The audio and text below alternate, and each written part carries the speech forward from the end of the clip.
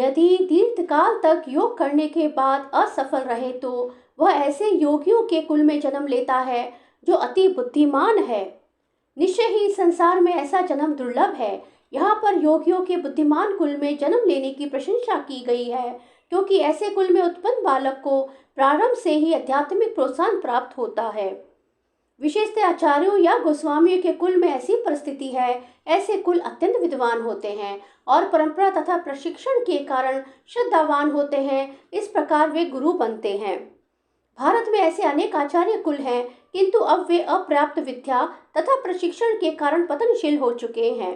भगवत कृपा से अभी भी कुछ ऐसे परिवार हैं जिनमें पीढ़ी दर पीढ़ी योगियों को प्रश्रय मिलता है। ऐसे परिवारों में जन्म लेना सचमुच ही अत्यंत ही सौभाग्य की बात है। हे गुरु नंदन, ऐसा जन्म पाकर वह अपने पूर्व जन्म की देवी चेतना को पुनः प्राप्त करता है और पूर्ण सफलता प्राप्त करने के उद्देश्य से वह आगे उन्नति करने का प्रयास करता है। राजा भरत, जिन्हें तीसरे जन्म में उत्तम ब्राह्मण कुल में जन्म मिला, पूर्व दिव्य चेतना की पुनः प्राप्ति के लिए उत्तम जन्म के उदाहरण स्वरूप है। भरत विश्व भर के सम्राट थे और तभी से यह लोक देवताओं के बीच भारतवर्ष के नाम से विख्यात है। पहले यह ईलाव्रत वर्ष के नाम से ज्ञात था। भरत ने अल्पायु में ही आध्यात्मिक सिद्धि के लिए संन्यास ग्रहण कर लिया था, किंतु वे सफल नहीं हो सके। अगले जन्म में उन्हें उत्तम ब्राह्मण कुल में जन्म लेना पड़ा और वे जड़ भरत कहलाए, क्योंकि वे एकांतवास करते थे तथा किसी से बोलते ना थे। बाद में राजा रहुगण ने उन्हें महानतम योगी के रूप में पाया।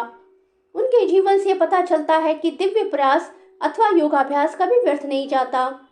भगवत कृपा से योगी को कृष्ण भावनामृत में पूर्ण सिद्धि प्राप्त करने के बारंबार सुयोग प्राप्त होते रहते हैं। अपने पूर्व जन्म की देवी चेतना से वह न चाहते हुए भी स्वतः योग के नियमों की ओर आकर्षित होता है। ऐसा जिज्ञासु योगी शास्त्रों के अनुष्ठानों से परे स्थित होता है। श्रीमद् भागवत में उन्नत योगियों द्वारा वैदिक अनुष्ठानों के प्रति अवहेलना की व्याख्या इस प्रकार की गई है। हे भगवान, जो लोग आपके पवित्र नाम का जप करते हैं वे चंडालों के परिवारों में जन्म लेकर भी आध्यात्मिक जीवन में अत्यधिक प्रगत होते हैं। ऐसे जपकर्ता निस्संदेह सभी प्रकार के तप और यज्ञ कर चुके होते हैं, तीर्थ स्थानों में स्नान कर चुके होते हैं और समस्त शास्त्रों का अध्ययन कर चुके होते हैं। इसका सुप्रसिद्ध उदाहरण भगवान चैतन्य ने प्रस्तुत किया, जिन्होंने ठाकुर हरिदास को अपने परम प्रिय शिष्य के रूप में स्वीकार किया।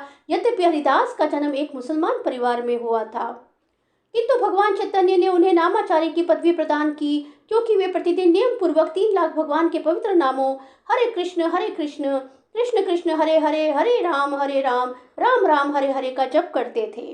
और चूंकि वे निरंतर भगवान के पवित्र नाम का जप करते रहते थे, अतः यह समझा जाता है कि पूर्व जन्म में उन्होंने शब्द ब्रह्म नामक वेद वर्णित कर्म कांडों को पूरा किया था। अतः जब तक कोई पवित्र नहीं होता तब तक कृष्ण भावनामृत के नियमों को ग्रहण नहीं करता या भगवान के पवित्र नाम हरे कृष्ण का जाप नहीं कर सकता।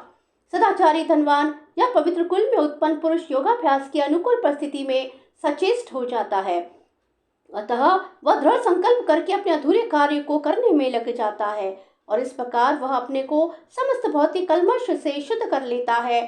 समस्त कल्मश से मुक्त होने पर उसे परम सिद्धि कृष्ण भावनामृत प्राप्त होती है। कृष्ण भावनामृत ही समस्त कल्मश से मुक्त होने की पूर्ण अवस्था है। श्री कृष्ण शरणम ममः, श्री कृष्ण शरणम ममः, श्री कृष्ण शरणम ममः।